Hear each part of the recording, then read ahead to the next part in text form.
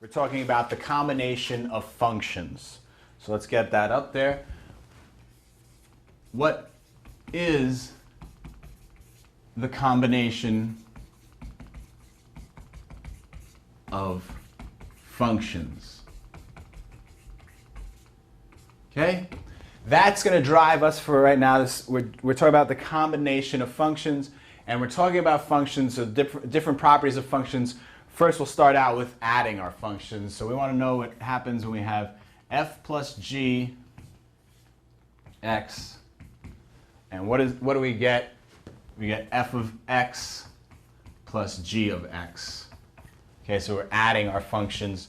We get f of x is equal to f of x plus g of x, all right? So let's take a look at that. The adding the function, what do we get? If we say f of x is equal to 2x plus 1, and g of x is equal to x squared plus 2x plus 1, we want to know what f plus g of x will equal.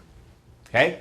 So then we're going to take these two and add them up. Pretty straightforward. So let's add up our two functions.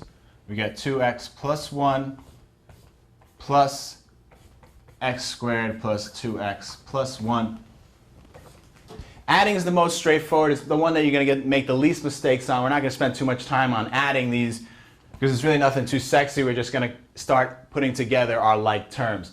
So 2x plus 2x gives us 4x. There's no x squared, so we're just going to write it over. We get x squared. 2x plus 2x is 4x. And 1 plus 1 is 2. So we get f of g of x is equal to x squared plus 4x plus 2. Again, nothing too hard there. Straightforward, combining like terms, adding functions, nothing, adding functions actually turns out to be commutative. We're going to talk about multiplying functions, combining them. That's not commutative. We're going to get to that in a minute. But adding functions is going to be commutative. Okay? And then the other thing we could be asked with this, since we already did this, we say f of g of 2, f plus g of 2, f plus g of 2. We already combined it, so everywhere I see an x, I'm going to replace it with 2. Okay? So we get 2 squared plus 4 times 2 plus 2. And you see, still using those parentheses. Why? Again, it's here, it's not a big deal because there's no negatives, but when you do it on your graphing calculator, if you have negatives, your calculator, whatever you have, you just plug in these parentheses, and I'm telling you, if you use the parentheses, get used to the parentheses, and it's the same thing from computer programming, you get used to these parentheses, less mistakes will be made. So we take 2 squared, that's 4. 4 times 2 is 8, plus 2. So we add up from left to right. 4 plus 8 plus 2, 12, plus 2 is 14. So we get f plus g of 2 is equal to 14. Okay? And again, that turns out to be commutative, right? It's commutes.